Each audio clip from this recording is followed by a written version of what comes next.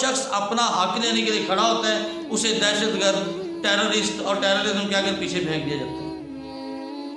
مسلمان کے سامنے عیسائی کھڑا ہے تو وہ مسلمان کے سامنے، یہودی مسلمان کے لیے کوئی خاتمے کے لیے، ہندو مسلمان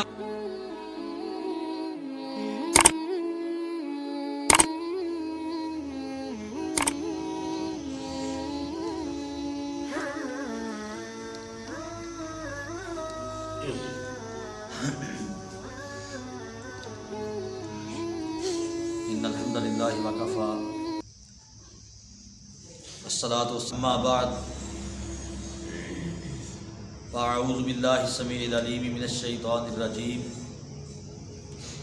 من ہمزہ ونفخہ ونفثہ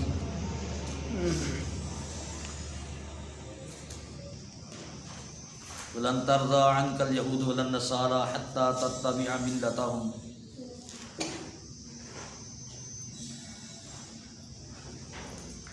وقال الله في مقام آخر الكفر ملة واحدة۔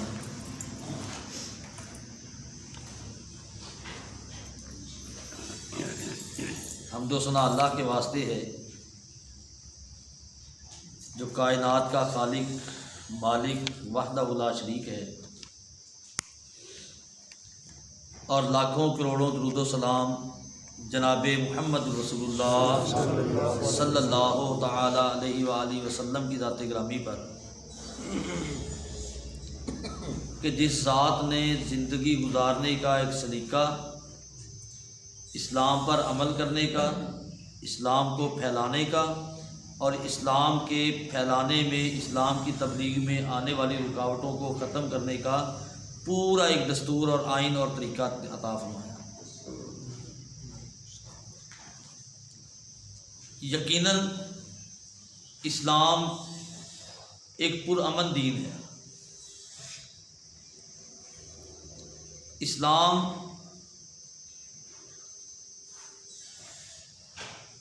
امن سے ہے اور امن والا دین ہے، لیکن اس کا مطلب یہ سمجھنا کہ کوئی مسلمان کو، اسلام والے کو یا اسلام کے کسی شعار کو جوتے کی نوک پر رکھنے کی کوشش کرے اور ایک ایمان والا مسلمان کلمہ پڑھنے والا اس پر خاموش رہے گا، یہ بات ایمان کے منافی ہے۔ یا کم از کم جو بات ہے وہ یہ ہے کہ یہ ایمان کے ناقص ہونے کی بہت بڑی دلیل ہے۔ نبی اکرم صلی اللہ علیہ وآلہ وسلم مکہ میں رہے، صحابہ کرام رضوان اللہ علیہم اجمعین پر ظلم و ستم ہوئے، مدینہ ہجرت کر کے گئے، مکہ والوں نے، مشرکوں نے، یہودیوں نے اور منافقوں نے وہاں بھی آپ کو امن اور سکون سے رہنے کی اجازت نہیں دی۔ مقصد کیا تھا ان کا؟ کہ نہ لا الہ الا اللہ محمد رسول اللہ کا کلمہ پڑھنے والا بچے اور نہ ہی اس کی دعوت دینے والا، تبلیغ کرنے والا بچے،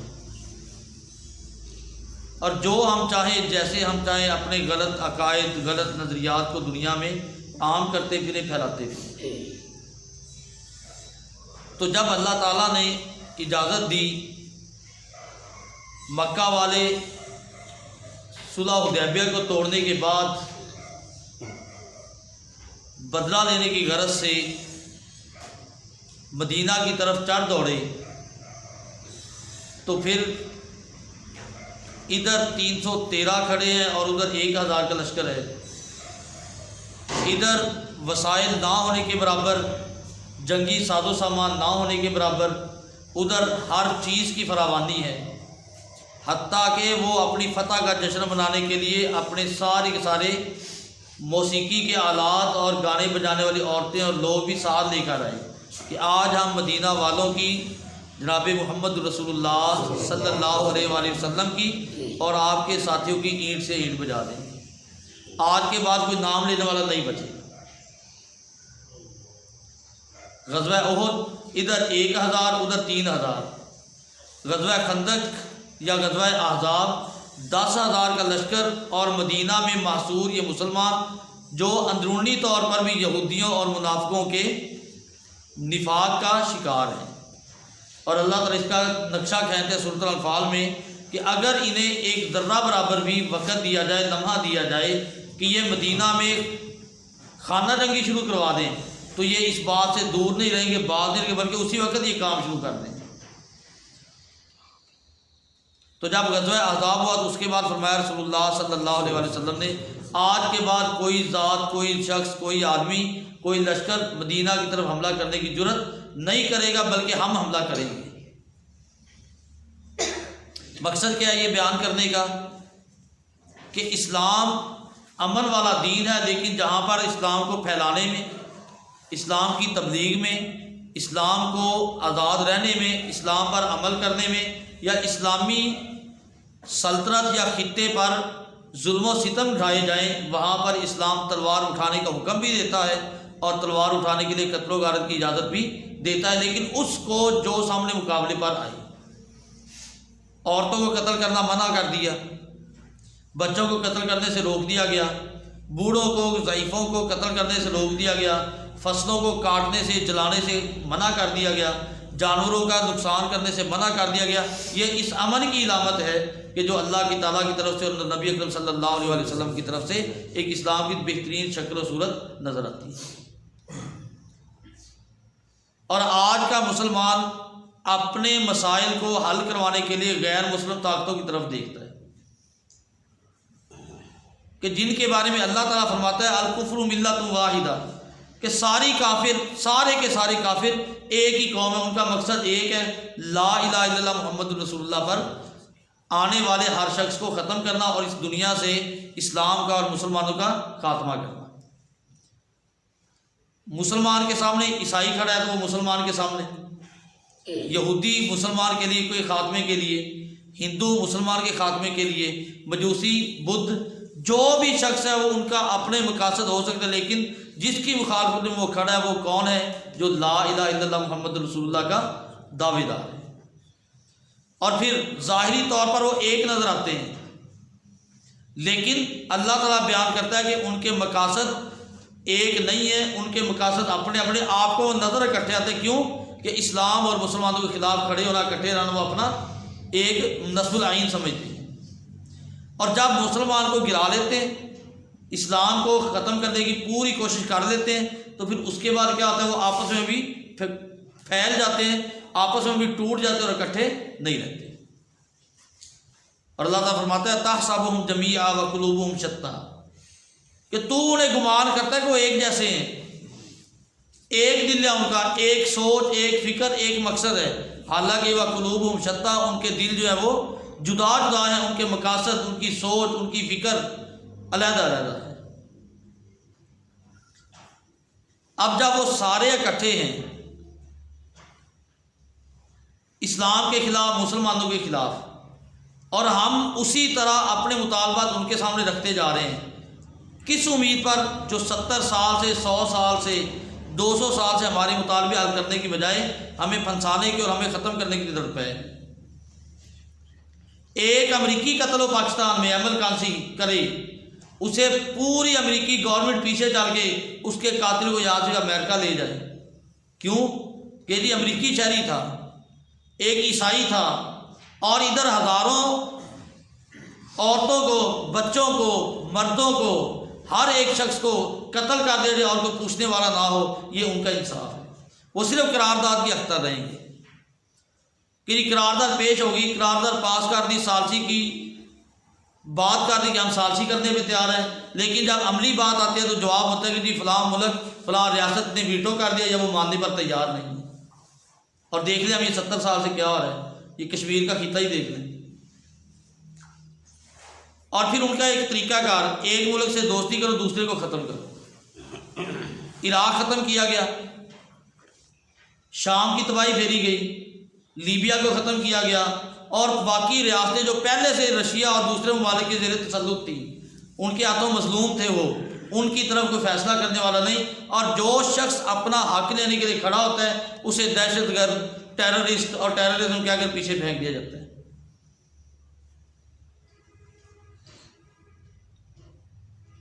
تو یہ سارے کے سارے ان کے ہاتھ کنڈے، جی ہم نے قرارداد منظور کروا لیا UN سے، اقوام متحدہ سے، اس کا نتیجہ کیا نکلا؟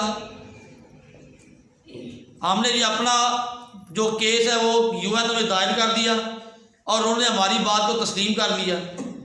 اس کا نتیجہ کیا نکلا؟ یہ 1.5 سال یا سال سے زیادہ جو عرصہ گزر چکا ہے اس کی جو حصار، قید اور مارشل لا وغیرہ جیسی اسکیم. آپ کا کام کرنے والے کوئی غیر مسلم طاقت کھڑی نہیں ہوگی. اگر وہ قرض دے گی، امداد کرے گی کوئی طاقت، وہ IMF ہو، وہ UNO ہو، وہ دنیا کا کوئی ادارہ ہو، آپ کو سٹیبل کرنے کے لیے یا آپ کو کی زندگی کو بہتر کرنے کے لیے نہیں بلکہ آپ کے اوپر شکنجہ قائم کرنے کے لیے ہو. اور آج ہم صورتحال دیکھ لیں جی، امداد ادھر سے آ رہی ہے، امداد ادھر سے آ رہی ہے، اور وہ ساتھ کیا سود کی مصیبت آ رہی ہے، لعنت آ رہی ہے ساتھ. اور اب جتنا قرضہ ہو چکا ہے شروع سے لے کر اب تک، جتنا زیادہ بندہ مقروض ہوتا ہے اتنا زیادہ بندہ شکنجے میں ہوتا ہے. اب جو مرضی وہ منوائیں. اگر ہم انکار کرتے ہیں تو اسی وقت کیا کریں گے؟ ہمارا قرضہ ہمیں تو دیوالیہ نکلے گا. اس کے بعد کیا ہوگا جی؟ وہ گرے لسٹ سے آگے کیا کریں گے جی؟ بلیک لسٹ، اور پھر تباہی کی طرف پھر بات ہوئی. ان کا نصب العین اور ان کا ارادہ یہی ہے. کب وہ راضی ہوں گے ہم پر؟ ایک لا الہ الا اللہ محمد رسول اللہ پڑھنے پر. جب تک وہ لا الہ الا اللہ محمد رسول اللہ کا اقرار کرتا ہے، اس پر قائم رہتا ہے، وہ اس کو کبھی بھی تسلیم نہیں کرتے، چاہے وہ حکومت میں ہو، چاہے یہ عوام میں ہو، چاہے یہ خاص ہو، چاہے وہ عام ہو. کیوں کہ اللہ تعالیٰ کا فیصلہ ہے وَلَن تَرْضَىٰ عَنْكَ الْيَهُودُ وَلَا النَّصَارَىٰ حَتَّىٰ تَتَّبِعَ مِلَّتَهُمْ. تم سے یہودی اور عیسائی کبھی بھی راضی نہیں ہو سکتے یہاں تک کہ تم اپنا دین چھوڑ دو اور ان کے پیچھے چل دو، ان کی ملت کی پیروی کر دو. تو ہم کس امید پر دوستیاں کر رہے ہیں؟ ایک مسلمان ہونے کے ناطے سے ہمارے پاس کیا معیار ہے کہ وہ ہمارے مسائل کو حل کریں گے؟ اب آتے ہیں جی، اب طریقہ کار کیا ہے اس کے لیے؟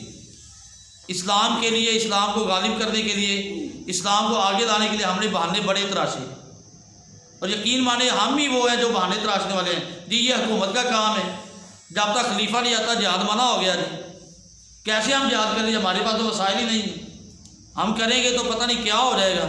دیکھو جی کیا کر دیا فلاں شخص نے. بھائی دنیا کی تاریخ تو دیکھو، چند لوگوں نے دنیا کی تاریخ کو پلٹ کے رکھ دیا، کمزور لوگوں نے. اور یہ ہماری زندگی میں موجود اس وقت افغانستان کی حالت دیکھ لیں. برطانیہ ہے وہ ٹوٹ کے بھاگا، انتہائی ذلیل ہو کر بھاگا. رشیا نے حملہ کیا کن لوگوں پر؟ جو صرف کیا تھے خشک پہاڑوں میں رہنے والے. کتنی دیر تک اس نے کوشش کی کہ وہاں پر قبضہ حاصل کر لے. انہوں نے کیا کہ اپنے محدود وسائل کے ساتھ میدان میں کھڑے ہوئے. اس وقت بھی ہمارے جیسے دانشوروں نے، پاکستان کے بڑے بڑے اسکالر نے یہ کہا یہ بیوقوف پاگل لوگ ایک عالمی طاقت کے سامنے کھڑے ہو گئے، کیا فائدہ ہوگا ان کو؟ وہ عالمی طاقت ذلیل اور رسوا ہو کر دریا ہمو پار کیا، اس نے تو منت سماجت کر دی. اور اس کے بعد 44 ممالک مل کر افغانستان پر حملہ آور ہوئے. تو اس کا انجام کیا ہوا؟ سارے ایک ایک کر کے بھاگتے گئے. اور اب امریکہ کیا ان لوگوں کے سامنے گھٹنے ٹیک بیٹھا کہ جن کے سامنے وہ بات کرنے تو کیا، جن کو دیکھنے پر راضی نہیں تھا، آج ان کے سامنے بیٹھ کر ان سے پوچھتا کہ کیا چاہتے ہو. تو ہم مسلمان ہونے کے ناطے سے ہمیں کرنا کیا ہے؟ اللہ تعالیٰ نے ہمارے لیے فیصلے کیے، نبی اکرم صلی اللہ علیہ وآلہ وسلم نے ہمارے لیے فیصلے کیے. اللہ تعالیٰ کیا فرماتے ہیں کہ ہلکے نکلو یا بوجھل ہو کے نکلو. تمہارا کام کیا ہے؟ اپنی تیاری مکمل کر کے جتنا تم کر سکتے ہو وہ تیاری مکمل کرو اور میدان میں کھڑے ہو جاؤ. باقی توکل اللہ پر رکھ لو، اللہ پر بھروسہ رکھو. تم گھوڑے اپنے گھروں میں باندھو گے، تربیت اپنے گھروں میں کرو گے، تم تیاری اپنے گھروں میں کرو گے، اپنے ملک میں کرو گے، اپنے گھر میں. اور اس کی روب، اس کا دبدبہ، اس کی دہشت کافروں پر ہوگی. کیوں کہ یہ اللہ تعالیٰ کا فیصلہ ہے. وَأَعِدُّوا لَهُم مَّا اسْتَطَعْتُم مِّن قُوَّةٍ وَمِن رِّبَاطِ الْخَيْلِ تُرْهِبُونَ بِهِ عَدُوَّ اللَّهِ وَعَدُوَّكُمْ. کہ تم اپنے گھروں میں گھوڑے باندھو گے، اپنی طاقت کے مطابق، استطاعت کے مطابق تیاری کرو گے. تو اللہ فرماتے ہیں تُرْهِبُونَ بِهِ عَدُوَّ اللَّهِ وَعَدُوَّكُمْ. تو تم اپنے دشمن کو اور اللہ کے دشمن کو ڈرا دو، روب طاری کر دو. کیوں جی؟ گھوڑا تو میں نے گھر میں رکھا ہے، گن تو میں نے تلوار تو ادھر چلانی سیکھی ہے. اور دہشت کافر پر کیوں؟ کہ اسے پتہ ہے کہ اس کی نمازیں اس کا ذاتی عمل ہے، اس کا حج اس کا ذاتی عمل ہے. لاکھوں کا اجتماع حج کا، کافر کو کوئی پرواہ نہیں اس کی. اور چند مجاہد، چند لوگ جو لڑنے والے، تربیت کرنے والے، ٹریننگ کرانے والے، کرنے والے، جنگ کے میدان کا طریقہ سکھانے والے، جنگ کے لیے بات کرنے والے، وہ بات کرتے ہیں تو ان کے سامنے ہوتا ہے کہ ان کو چھوڑو، ان کو روکو بس۔ کیوں کہ اللہ تعالیٰ نے بیان کیا کہ تیاری تم گھر میں کرو گے، فیصلہ کیا ہے؟ اللہ تمہارے دشمنوں کو اور اپنے دشمنوں کو تم سے وآخرین من دونہم لا تعلمونہم اللہ یعلم، اور ایسے تمہارے دشمن جنہیں تم نہیں جانتے، جنہیں اللہ جانتا ہے، وہ بھی اس بات سے ڈریں گے۔ وہ جاسوس کہہ لیں، وہ کوئی بھی صورتیں کہہ لیں۔ اور پھر نبی اکرم صلی اللہ علیہ وسلم کا فرمان، جی میں تو ایک بات کہ میں تو چاہتا ہوں جی جہاد کرنا چاہتا ہوں جی، میرا عزم بھی مصمم ہے جی، میرا عزم، لیکن جی حالات اور واقعات نہیں ہیں، کس طرف جائیں جی ہم؟ بھائی ٹھیک ہے واقعات نہیں ہیں، کوئی بندہ، میں اور آپ کوئی بھی بندہ محاذ پہ نہیں کھڑا ہر وقت۔ میرے پاس دلیل کیا ہے کہ میں اللہ کے لیے جہاد کرنا چاہتا ہوں؟ کیا دلیل ہے؟ کیا دعویٰ پیش کر اللہ تعالیٰ کے سامنے؟ اللہ تعالیٰ سوال کرے کہ تم نے یہ کام کیوں نہیں کیا؟ دلیل کیا ہے؟ وہ اللہ تعالیٰ نے فرمایا لو اراد الخروج لاعدوا له عدۃ، کہ اگر ان کا نکلنے کا ارادہ ہوتا، ارادہ رکھتے، لاعدوا له عدۃ، تو اس کی تیاری ضرور کی ہوتی، میدان جنگ میں لڑنے کی، کافر کے خلاف کھڑے ہونے کی بنیادی تیاری کیوں نہ ہو، گریلا وار کی صورت میں کیوں نہ ہو، وہ تیاری کی ہوتی تو پھر اللہ کے سامنے ہم کہتے ہیں یا اللہ میں نے تو تیاری کی تھی، باقی حالات، معاملات، واقعات ایسے تھے کہ میں میدان میں کھڑا نہیں ہو سکا، یا اللہ تو جانتا ہے اس کے بارے میں، تیرے علم میں ہے، میں اس سے بری ہوں۔ اور پھر نبی اکرم صلی اللہ علیہ وسلم کا فرمان، من مات ولم یغزو ولم یحدث به نفسہ مات علی شعبۃ من النفاق، کہ جو شخص اس حالت میں فوت ہوا نہ تو اس نے جہاد کیا، ولم یحدث به نفسہ، اور نہ ہی اس کے دل میں خیال آیا، نہ لم یحدث بات کی بھی اس کے بارے میں، نفسہ اپنے آپ سے، اس کے دل میں اس کا خیال بھی نہ آیا کہ مظلوم مسلمان تنگ ہے، اسلام کو پھیلانا ہے، کافروں کی رکاوٹ کو ختم کرنا ہے، مات علی شعبۃ من النفاق، وہ نفاق کے ایک شعبہ پر فوت ہوا۔ اور یہ نفاق عملی ہے۔ نفاق بھی یاد رکھیں دو قسمیں ہیں، ایک ہوتا ہے نفاق اعتقادی، جیسے کہ عبداللہ بن ابی، کہ زبان سے اقرار کر رہا ہے اور دل سے اس کا انکار کر رہا ہے، اور ایک کیا ہے نفاق عملی، کہ عمل میں کمزور ہے، عمل نہیں کر سکا، جان بوجھ کے ارادہ کر کے، تو یہ بھی ایک منافقت کی علامت ہے۔ کئی ایک علامات ان میں سے ایک یہ، تو ہمیں اس کے بارے میں سوچنا ہوگا کہ میرا کتنا حصہ ہے اس میں، اگر آج ضرورت پڑ جائے، محاذ کھل جائے، میدان جنگ کھل جائے، تو آج میں کیا کر سکتا ہوں؟ اگر تو میں میدان میں کھڑا ہو سکتا ہوں، میری تیاری اتنی ضرور ہے کہ میں کم از کم وہاں پر جا کر اپنا حق ہی ادا کر دوں، جو میں کر سکتا ہوں، تھوڑا صحیح، زیادہ نہ صحیح، تو میں یقیناً میرا ایمان بھی مضبوط، میرا اللہ کے ہاں عذر بھی معقول، کہ یا اللہ میں نے جو چاہا، میں نے جو کر سکتا تھا وہ کر دیا، اب باقی تیرے علم میں ہے جو معاملات اور واقعات۔ کافر راضی نہیں ہو سکتا، آپ کے کشمیر کے مسائل، آپ کے اندرونی مسائل، آپ کی اسلامی ریاستوں کے مسائل، وہ کبھی بھی حل کرنے پر راضی نہیں ہو، بلکہ اور الجھائے گا اس کو، اور پریشان کرے گا کہ کس طرح ان کو دبا دیا جائے۔ اب بھی تیار کیا چل رہا ہے؟ انڈیا، امریکہ اور اسرائیل کوشش کیا ہے کہ آپ کو ڈی اسٹیبل، یا آپ کو کیا نہیں، ایسے حالات کر دیں کہ خانہ جنگی والی صورت بن جائے، اسلامی ریاستوں کو آپس میں لڑاؤ اور خود حکومت کرو، برطانیہ کرو، لڑاؤ اور حکومت کرو، کون سی اسلامی ریاست؟ اور پھر نبی اکرم صلی اللہ علیہ وسلم کی ایک حدیث بیان کر کے بات ختم کرتا ہوں، جو اس وقت پر، اس حالات پر، اس معاملات پر پوری کی پوری فٹ آتی ہے۔ نبی اکرم صلی اللہ علیہ وسلم نے فرمایا کہ تم پر غیر مسلم اقوام ایسے ٹوٹ پڑے گی جیسے بھوکا دسترخوان پر ٹوٹ پڑتا ہے، جیسے بھوکا دسترخوان پر ٹوٹ پڑتا ہے، ایسے قومیں تم پر ٹوٹ پڑے گی۔ تو صحابہ نے کہا من قلۃ یا رسول اللہ، اے اللہ کے رسول، کیا ہماری تعداد اس وقت کم ہوگی؟ فرمایا بل نہیں، بلکہ کیا ہوگا، تمہاری تعداد ہوگی لیکن تمہاری حالت کیا ہوگی؟ غصہ، ان کا غصہ سیل، تمہاری حالت سیلاب کے تنکوں کی طرح ہوگی، بل انتم کثیر، بلکہ تم بہت زیادہ ہوگے۔ تعداد بہت ہوگی، لیکن وہ تعداد کیا ہوگی، کیسی ہوگی؟ جیسا کہ یہ سیلاب میں تنکے بہ رہے ہوتے ہیں، جن کی کوئی وقت نہیں ہوتی، جن کی کوئی حیثیت نہیں ہوتی، جدھر پانی دھکیلتا لے کے جا رہا ہے اسی طرح دھکیل جا رہے ہیں جی، بس تمہاری حالت یہ ہوگی۔ تو پھر کیا ہوگا جی؟ اے اللہ کی وجہ کیا ہوگی؟ فرمایا کہ تمہاری تعداد ٹھیک۔ آج ہم مسلمان ممالک کو دیکھیں، مسلمان حکومتوں کو دیکھیں، ہمیں یہ بارڈر دے کر قید کیا گیا اور ہم نے اس کو آزادی سمجھ لی۔ باتیں شاید عجیب محسوس ہوں، بارڈر دے کر قید کیا گیا کہ یہ 4 دیوار تیرے، تو ادھر ہے، ادھر سے باہر جائے گا تو حالات تیرے لیے جائز نہیں ہے۔ کیوں نہیں پرامن امن علاقہ دنیا چاہتے ہیں؟ قید کر کے ہمیں آزادی کا ایک بہترین شو دیا گیا کہ یہ نہیں، تم آزاد ہو، اپنی مرضی کرو، جو جی ہماری حکومت ہے۔ تو پھر فرمایا رسول اللہ صلی اللہ علیہ وسلم نے کہ تم تعداد میں زیادہ ہوگے، لیکن تم میں ایک بیماری آ جائے گی، اور وہ بیماری ہے وہن کی، حب الدنیا و کراہیت الموت۔ یہ وہن کیا چیز ہے؟ دنیا کی زندگی سے محبت اور موت سے نفرت۔ جی بیٹا امریکہ گیا ہوا ہے جی، بڑی دیر سے 5 سال ہو گئے ہیں جی، بھائی امریکہ میں رہ رہا ہے، باپ امریکہ میں رہ رہا ہے، سعودی عرب میں رہ رہا ہے، دبئی میں رہ رہا ہے، کیا کرنے گیا جی؟ یہ کمانے کے لیے گیا ہوگا، کوئی پرواہ نہیں ہے، کیوں؟ کچھ نہ کچھ آ رہا ہے۔ بھائی اسرائیل جتنا ادھر ہے اتنا ہی ادھر ہے۔ ادھر سے بندے نے ٹرائی کی، کوشش کی کہ تربیت حاصل کر لے، سارا خاندان گرا پڑا ہے جی، وہ یہ پتہ نہیں کیا ہو گیا اس کو۔ زندگی موت ہر جگہ پر اللہ کے ہاتھ میں ہے، ہر جگہ پر ہر وقت موت کا منہ کھلا کھڑا ہے ہمارے لیے۔ ہر وقت یہ ہے کہ کہیں بھی کھڑے ہو بیٹھے ہو موت آ سکتی ہے۔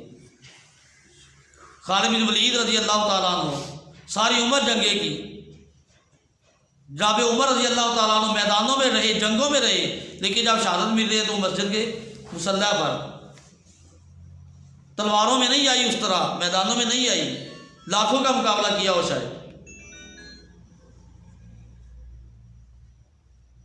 تو یہ ساری جب اسلام مسلمان تیاری کی طرف تھے، جہاد کے لیے تیار تھے، جہاد کرتے تھے، تو اللہ تعالیٰ نے ان کو عزت اور شان و شوکت بھی عطا کی ہوئی تھی۔ تعداد شاید اتنی نہیں تھی، وسائل شاید اتنے نہیں تھے، لیکن رعب اور دبدبہ تھا۔ کیا وجہ تھی؟ کہ جب صحابی فرماتے کہ جب تبوک کی جنگ ہوئی نا، اس کے بعد ہم نے کہا جی لو جی صاحب کچھ صحیح ہو گیا، اب ہم ذرا اپنے کاروبار، اپنی تجارت، اپنی زراعت کو صحیح کر لیں۔ تو اللہ تعالیٰ آیت نازل لا تلقوا بأیدیکم الی التہلکۃ، کہ اپنے ہاتھوں کو ہلاکت میں مت ڈالو، جہاد سے پیچھے مت ہٹو، دین سے پیچھے مت ہٹو، بلکہ وہ کام جاری رکھو، یہ ثانوی کام ہے، یہ اللہ تعالیٰ اس کے ذریعے سے دے دے گا تمہیں۔ اور پھر آخری حدیث رسول اللہ صلی اللہ علیہ وسلم نے فرمایا اذا تبایعتم بالعینہ، جب تم سودی کاروبار کرنے لگو گے، ہمارے ملکوں میں دیکھ لیں، وَأَخَذْتُمْ أَذْنَابَ الْبَقَرِ، جب تم بیلوں کی دموں کو تھام لو گے، وَرَضِیتُمْ بِالزَّرْعِ، اور پھر تم زراعت پر، کھیتی باڑی پر راضی ہو جاؤ گے، وَتَرَکْتُمُ الْجِہَادَ، اور تم جہاد چھوڑ دو گے۔ ہم نے جہاد کی بڑی تعریفیں نکال دی، یہ بھی جہاد، یہ بھی جہاد، یہ بھی جہاد۔ بھائی جہاد جہاں بھی آتا ہے قرآن مجید میں، جہاں پر بھی فی سبیل اللہ کا لفظ آیا ہے، اس سے مراد میدان جنگ میں کھڑا ہونا، اور میدان جنگ میں کھڑے ہونے والوں پر خرچ کرنا ہے۔ اور یہ تمام شارحین کا، تمام مفسرین کا، تمام ائمہ کا، دین کا علم رکھنے والے، اصول جاننے والے لوگوں کا اس بات پر اتفاق ہے۔ سلط اللہ علیکم الذلہ، جب یہ تم کام شروع کر دو گے تو اللہ تعالیٰ تم پر ذلت مسلط کر دے گا۔ لا ينزعه حتى ترجعوا الى دینکم، اور وہ تو تم سے اس وقت تک دور نہیں ہوگی، چھینے گی نہیں، تم سے دور نہیں ہوگی، کھینچی نہیں جائے گی، یہاں تک کہ تم اپنے دین کی طرف واپس لوٹو۔ پیچھے ذکر ترکتم الجہاد، اور آگے ترجعوا الى دینکم، مراد کیا ہوا؟ اور جو بندہ جہاد کرتا ہے، اللہ کے راستے میں کھڑا ہوتا ہے، اس کی نماز سے لے کر اس کے 24 گھنٹے کے معاملات جو ہے وہ عین اللہ کی اطاعت و فرما برداری کے مطابق ہوتے۔ کیوں؟ اسے پتہ ہے کہ جس جگہ پر میں کھڑا ہوں، جس کام کے لیے کھڑا ہوں، کسی بھی وقت موت آ سکتی ہے۔ تو اللہ سے دعا بھی کرنی چاہیے، اور ہمیں کوشش بھی کرنی چاہیے اپنے طاقت کی اللہ تعالیٰ یہ سوال نہیں کرنا کہ وہ کیا حکومت کیا کر رہی تھی، اللہ سوال کرے تو نے کیا کیا۔ جب وہ کشمیری غیر مسلمان، کشمیر کے رہنے والے، بوسنیا کے رہنے والے، عراق اور شام کے رہنے والے مظلوم اللہ سے دعائیں کرتے یا اللہ کو مددگار بھیج، کس چیز کا رشتہ ہے ہمارا؟ نسبی رشتے سے زیادہ اسلام کا رشتہ ہے۔ کیوں؟ غور کریں ذرا کہ اگر باپ یا بیٹا ایک دوسرے کے مخالف ہوں، کافر اور مسلمان ہوں، ان کی وراثت ایک دوسرے کے لیے نہیں۔ کتنا اٹل قانون ہے یہ، باپ اور بیٹا، ایک کافر ایک مسلمان، کافر کی مسلمان کے وراثت نہیں مل سکتی اور مسلمان کی کافر کو وراثت نہیں مل سکتی۔ دوسری طرف اخوت کا دور دیکھ لیں کہ کلمہ پڑھا لا الہ الا اللہ محمد رسول اللہ، مالک نعمت ملا، جنگ میں کھڑے ہوئے ہیں، جو بھی اس جنگ میں شامل ہو یا کسی بھی واسطے سے اس میں شامل تھا، چاہے وہ لڑ نہیں رہا تھا، پیچھے بیٹھا ہوا تھا، اس کو اللہ تعالیٰ کی طرف سے حصہ مل رہا ہے۔ کیوں؟ اسلام کا رشتہ ہے۔ باپ اور بیٹا آمنے سامنے کھڑے تو تلوار میں کوئی لغزش نہیں ہے، جو مسلمان ہے اس کی تلوار میں۔ کیوں؟ کہ بنیاد اس کی لا الہ الا اللہ محمد رسول اللہ ہے، کہ اس کے علاوہ میرا کوئی چارہ نہیں، اگر سامنے باپ بھی آتا ہے تو اس کی کوئی پرواہ نہیں۔ عبداللہ بن ابی کا بیٹے کا نام بھی عبداللہ رضی اللہ تعالیٰ عنہ، مومن ہے، مسلمان ہے۔ عبداللہ بن ابی کافر ہے، منافق ہے۔ کئی ایک مواقع پر جب اس نے دھوکہ دیا تو اب بیٹا کہتا ہے کہ اللہ کے نبی مجھے اجازت دیجیے میں اپنے باپ کا سر قلم کر دوں۔ وجہ کیا؟ کیونکہ رشتہ اسلام کا نسب سے زیادہ مضبوط ہے۔ انما المؤمنون اخوہ، ادھر کیا فرمایا؟ انما اولادکم و اموالکم فتنہ، تمہارے مال و اولاد فتنہ ہے۔ ادھر کیا؟ انما المؤمنون اخوہ، کہ آپ مومن آپس میں بھائی بھائی، یہ فرق ہے۔ تو اسلام کے لیے ہم جو کر سکتے ہیں، بات کر سکتے ہیں، ہم سیکھ سکتے ہیں، کچھ سمجھ سکتے ہیں، کچھ بتا سکتے ہیں، تاکہ کوئی نہ کوئی ہمارا حصہ اس کام میں شامل ہو جائے۔ اللہ سے دعا ہے کہ اللہ تعالی ہمیں صحیح طور پر دین اسلام کی روح کو سمجھنے کی اور پھر اس پر عمل کرنے کی توفیق عطا فرمائے۔ اقول قولی ھذا واستغفر اللہ لی ولکم ولسائر المسلمین والمسلمات۔